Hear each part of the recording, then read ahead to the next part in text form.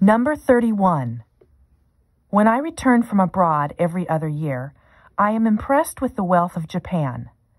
Especially I get this impression from the young people of Japan. In the first place, they wear nice clothes in fashion instead of wearing jeans with holes in the knees and worn-out t-shirts. It appears to me that their handbags and watches are no less expensive than those of adults. In Japan, there is a market for young people. It is not limited to clothing only. It also applies to leisure activities. It is not too much to say that even the universities are markets for young people. What country in the West is able to do business with only young people in view as consumers? Most of the young people in the West are barely making both ends meet. At the age of 18, they live apart from their parents and stand on their own feet. Not a few students work their way through college. They must earn money for bread to live on. For them, such things as skiing in the Alps and wearing fashionable clothes are out of the question. Those who have side jobs are the lucky ones, for most young people are out of work. If Japanese parents were to stop giving money to their children, what would become of them? Number 32. No doubt some people are lucky enough to have a good sense of direction by birth. But I am poor at sensing direction, and even though I must have visited a place time after time, I get lost on my way to the place. When I was a teenager, I was so shy that I couldn't ask the way, and used to wander in circles and hope that some miraculous chance would bring me to the spot I was heading for. I am no longer too embarrassed to ask people for directions, but I often receive very confusing replies. Therefore, after having asked for directions, I regret doing so now and then. If anyone ever asks me the way somewhere, I always tell them that I am not familiar with this area in order to avoid confusing them. But even this can have embarrassing results. When I was once on my way to work, I was stopped by a man who asked me if I would direct him to the Sunlight Building. I replied as usual, but soon I realized that he had asked for the way to my office building. At this point, I tried turning back in search of him, but it was too late. Number 33. Some people complain of being short of time. Others are always looking for ways to kill time. Often time problems come about in an external situation. In our work, there is nothing for it but to make appointments and fill in schedules. But time problems are based on our fears and desires as well.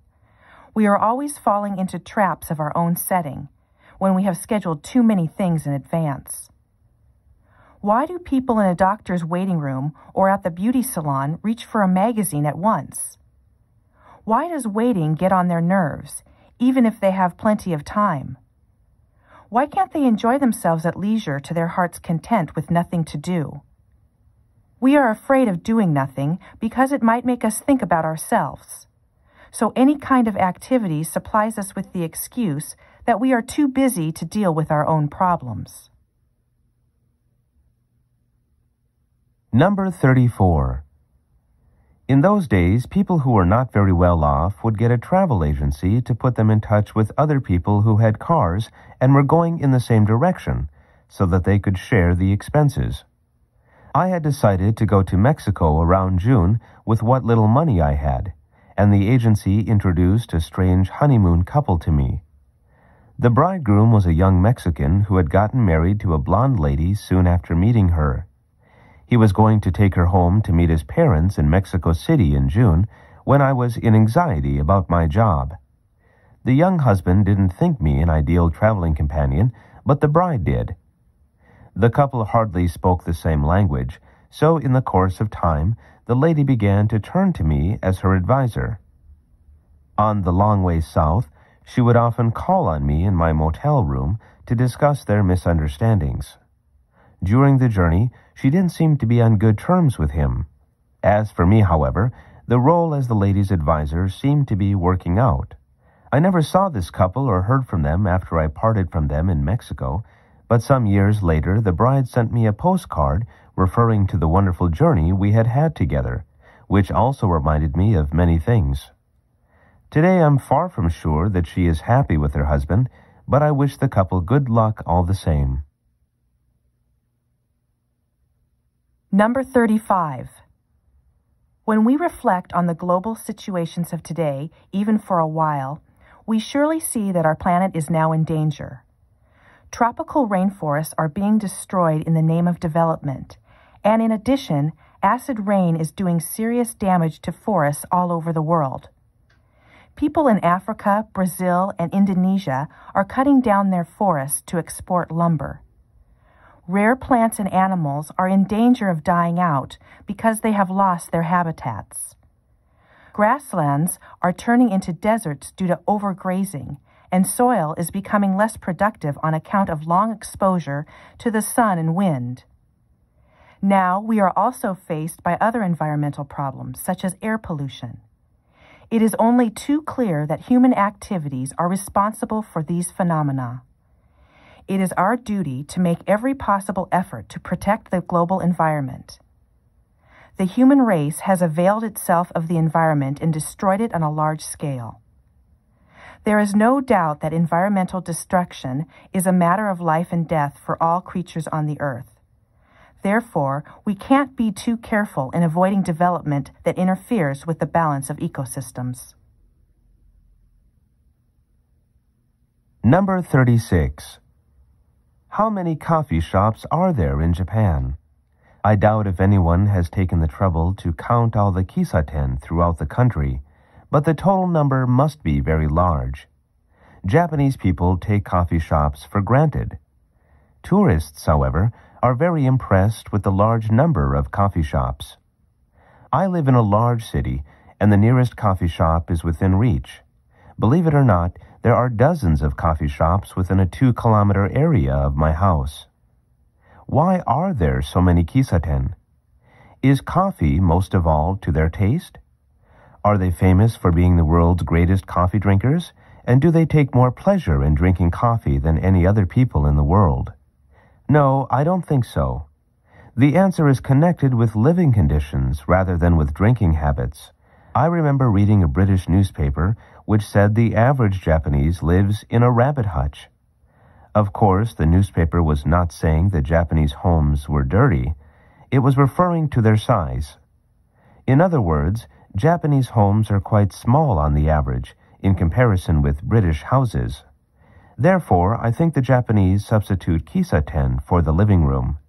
Some people make use of kisaten on business. Why don't you try your luck and drop in at one of these coffee shops in Japan? Number 37. One thing that Japan and the U.S. face in common is an aging population. This is because of falling birth rates and better medical care. The aged in Japan now make up about 11% of the population, but this figure will rise to 25% by the year 2025, 7 percentage points higher than in the U.S. To care for the aged, both Japan and America will have to deal with higher costs for health care and pensions. This will be a burden on younger workers with respect to taxes and so forth. Japan will be shorter of labor than the U.S., for America takes in a large number of immigrants each year. Japan may also be compelled to accept plenty of foreign workers. As Japan becomes an aging society, it will have to make new choices. Will Japan move in the direction of a European-style welfare country? Who is it that will look after the aged? Who in the world will be in charge of the hospitals and nursing homes for the aged? As for health care and pensions, Japan now spends about 41% of its national income on them. Some economists say that this figure will amount to 60% or higher by the year 2020. This will do serious damage to the nation's economy. Above all, it will put pressure on the private savings which were used in the past for economic investment. Number 38. When young, we are in good health and free from care, but we have little experience of the world to act on, and we know almost nothing. As the saying goes, ignorance is bliss. When we are old, we know more about life. However, we no longer have the energy to make use of that knowledge to the full, and can't take a chance to do anything. In youth, we are full of hopes and ideals. In old age, we have learnt by bitter experience that all our efforts, no matter how successful they may be, are in the end meaningless. Death is the only reality. We have a proverb in regard to this process of being born, growing up, and reaching a ripe old age. If youth only knew, if age only could. This proverb points out the two essential weaknesses of our human condition. In youth we are ignorant of the world, and in old age we are short of the physical strength to put all our knowledge to use. This is the sad irony of human existence. Life doesn't always consist of only pain and bitter disillusion. If it did, life would not be worth living. We learn wisdom from our errors. It is only by making mistakes that we can really know how to live correctly. Number 39. When it comes to a sense of humor, we are inclined to associate the phrase with Englishmen all the time, though not all Englishmen are gifted with a sense of humor in reality. Like a sense of humor, sportsmanship is an English ideal, though not all Englishmen live up to it. Not a few modern sports are derived from British invention. For example, boxing, rugby, soccer, hockey, tennis, and so on originated in Britain and were given rules by the British. Sport rests on rules, and sportsmanship is based on the ability to practice a sport in obedience to its rules. The ideal of sportsmanship goes so far as to be applied to life in practice. This accounts for the fact a lot of sporting terms are used in ordinary speech. To take boxing alone, a wise and impressive criticism is said to be straight from the shoulder, while an unfair one is said to hit below the belt. One of the most important rules of life is, never hit a man when he's down. In other words, never take advantage of another's misfortune or attack a person who has given way. Number 40. Many people are concerned about what television has done to the generation of American children who have grown up watching it. For one thing, TV deprives children of creative imagination. Some teachers feel that television has taken away the child's ability to form mental pictures in his own mind, resulting in children who cannot figure out a simple story without visual illustrations. For another, too much TV too early tends to cause children to turn away from real life. As a result, they grow up to be passive spectators who can only respond to action, but not take the initiative in doing anything. Another area for concern is that children are short of tolerance for learning. They don't know what to do with some problems if it takes them too long to solve them, because they have been conditioned to see all problems solved in 30 or 60 minutes on TV. Television violence in particular has the most serious impact on children, most of whom get used to it and become incapable of sympathizing with the pains of others. Number 41. The greatest problem in my life is myself. The person who does recognize this fact is a wise man. The person who works at this greatest of all problems is on his way to success and happiness. As we pass through life, we are sure to be involved in difficulties which result from the evils in society. When we look to the bad conditions in the world, we are willing to find fault with the society to which we belong and speak ill of it. Society, however, does not exist as an entity in itself. There exist only the individuals who make up what we call society. Society does not own virtue and vices. In short, society neither achieves success nor experiences happiness. The possibility of success or happiness can exist only in the individuals who make up society. The character of society, as a whole, depends on the character of the individuals who make it up. It follows that the ultimate solution to the problems of society lies in the hearts of individuals. To begin with, virtue must grow in the hearts of individual men before we enter into the task of changing our society. In turn, the world will make better progress. Number 42.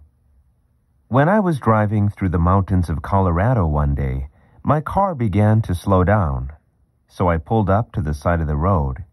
Something seemed to be wrong with the radiator, so I got out of my car to fix it and looked into it in vain. The service station was a long way off, and what was worse, it was getting dark. No other car passed by, and I was at a loss what to do with the breakdown in the dark. At length, a large truck appeared, and the driver pulled up at the sight of me standing by my car. "Has it broken down?" he asked. "Yes, there may be something wrong with the radiator."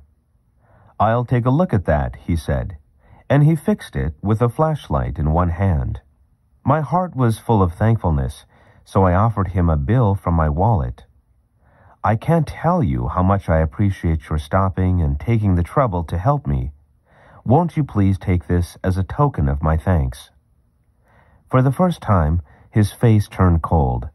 "I don't know how you feel, but for my part, I wouldn't dream of it. If you saw someone in trouble, you would stop and lend him a hand. People don't help each other for money.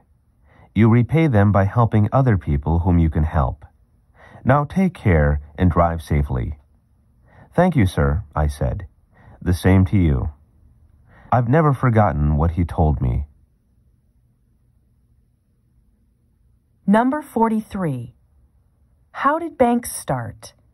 They seem to have started in more or less the same way all over the world. Originally, the bank was anything but a place to borrow money from. It was simply a place to keep money in. In other words, it was the job of the banker not to lend money, but to take charge of money. You may want to know what some people handed over their spare money to someone else for. It was because the times were full of danger. The danger of either losing their money or having someone rob them of their money. So they couldn't but trust their money to those who were worthy of trust. Goldsmiths stood out among the money protectors in Europe. They had a place, usually a room in the basement, in which to put money and valuables aside. People could trust their money to them after they had made sure that the money would be safe. Now we take it for granted that interest is added to our money savings at a bank, but in those days, it invariably cost people money to keep their money in a bank. In the course of time, the goldsmiths, or the early bankers, realized something. Seldom did a man of wealth draw out all his savings at a time. The money was lying unused. This is why the first bankers stopped merely protecting money and started lending money with interest. Number 44. It is said that violence on television is probably a social issue which a good many Americans are as anxious about as any in terms of its influence on children. More than 1,000 studies have been carried out to find out if TV viewing has anything to do with violent behavior. A study has pointed out of late that 80% of adults have the same opinion, in that television violence does harm to society. The conclusion reached by the American Psychological Association some years ago was as follows. Watching acts of violence on television can lead to aggressive behavior from time to time in viewers who are in themselves inclined to be violent. Most researchers would probably agree with this opinion as a rule. And yet this conclusion, as a matter of fact, applies to only a small number of cases, and whether watching acts of violence has an impact on people in general or not is quite another matter.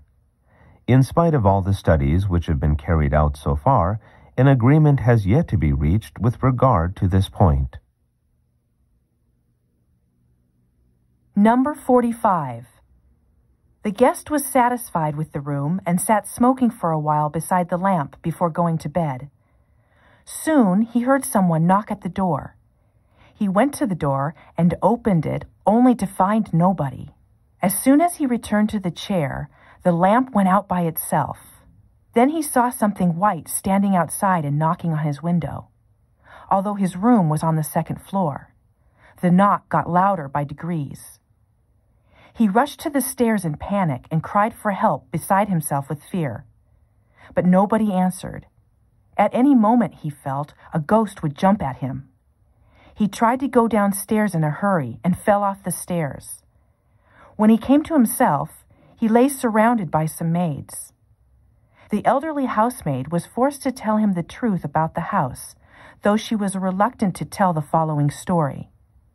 About 30 years ago, there lived a rich landowner and his wife.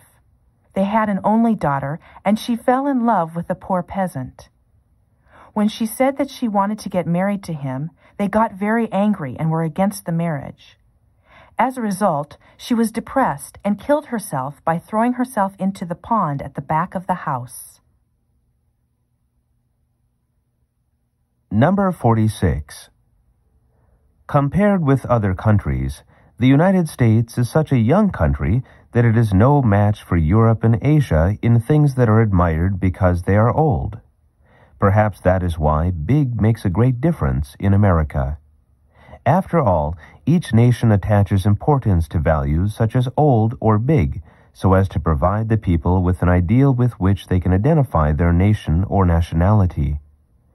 The Japanese, by contrast, admire things that are small.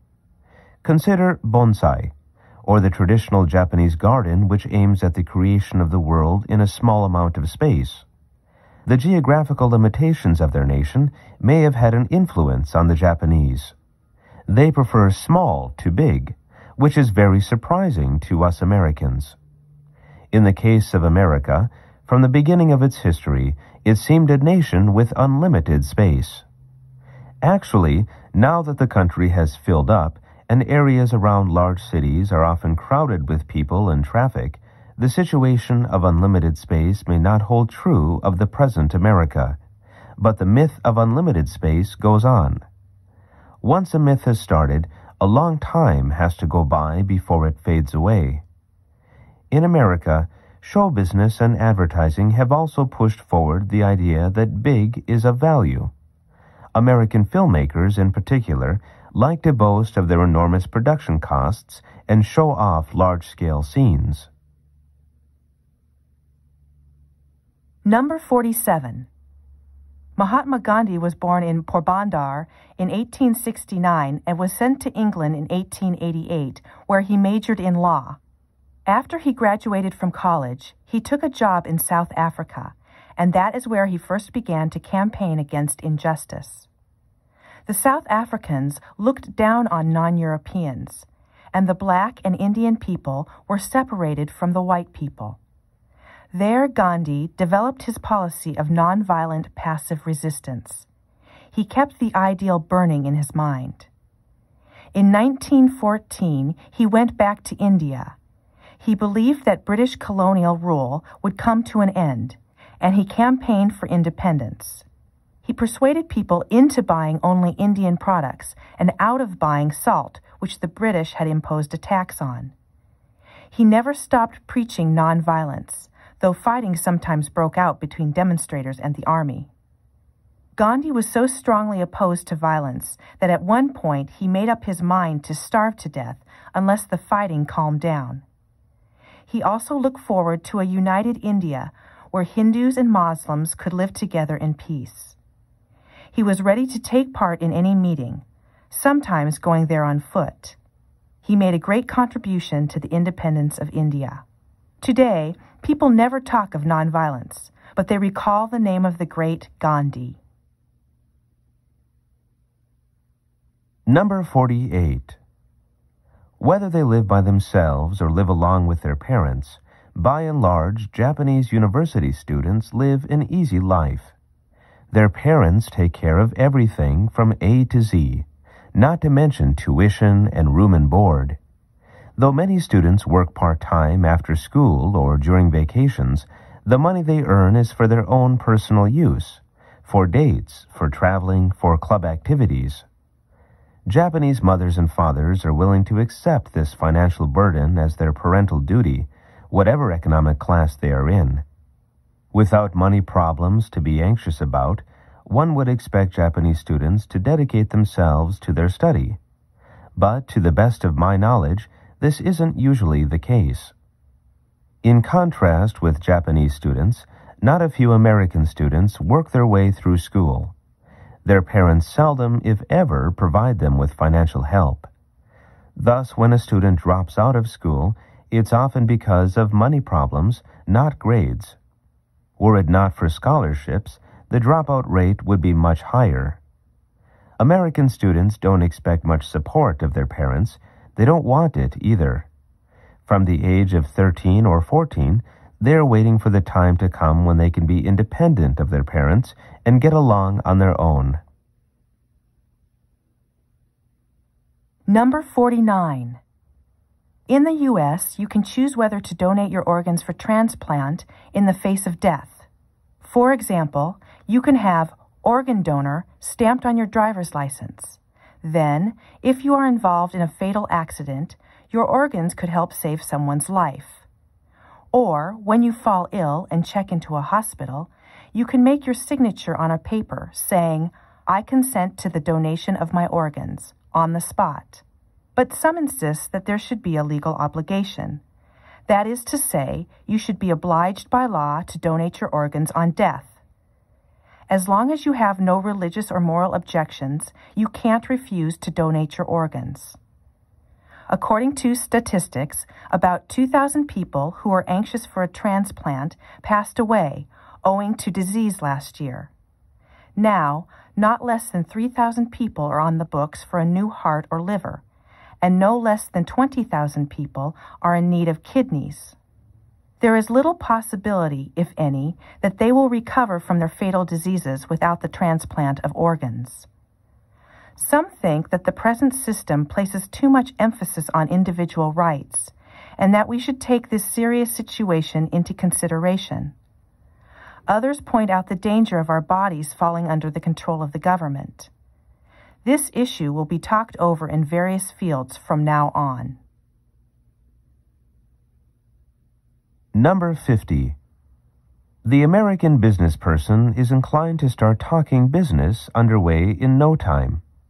He or she will feel like making quick decisions and doesn't want to wait. The Japanese, on the other hand, likes to arrive at decisions little by little and step by step, taking his time. Often the American doesn't understand immediately what the Japanese is getting at. In America, it is easy to say no to something we do not want to do. In Japan, however, it is very difficult to say no. To turn down a request with a no is considered impolite and unfriendly in Japan. So when a person can't help answering in the negative, he will use many ways to refrain from a direct no. In some cases, he will react to a request which he doesn't agree to by being silent or smiling, and in other cases by giving a vague answer. What he means depends on the situation, so don't take their attitudes at face value. I make a point of giving the following piece of advice to American people who are going to go to Japan on business. You may believe in the Japanese, but you had better not believe what they say. What they say is one thing, and what they think is another. They do so not on purpose, but for the sake of politeness. It may be a sign of their tenderness rather than that of their insincerity. They just do so for fear of hurting your feelings.